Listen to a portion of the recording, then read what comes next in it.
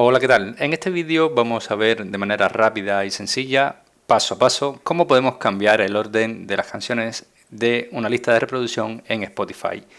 Vamos a utilizar nuestro teléfono móvil Android, así que para esto solamente tendremos que entrar a nuestra aplicación de Spotify y lo que vamos a hacer es dirigirnos a nuestra biblioteca. Vamos a seleccionar la lista de reproducción en la cual queremos cambiar el orden de las canciones y haremos un clic sobre ella. Verás que cuando entras a tu lista de reproducción tienes estos tres punticos aquí encima y lo que vamos a hacer es vamos a editar la lista de reproducción. Es decir, hacemos un clic y vamos a editar lista de reproducción. Una vez que estamos dentro de la edición de la lista de reproducción te aparecerán todas las pistas que tienes y lo que vamos a hacer es un clic sobre estas tres líneas horizontales y sin soltar el ratón, es decir el clic, podemos ir moviendo y cambiando el orden de las canciones.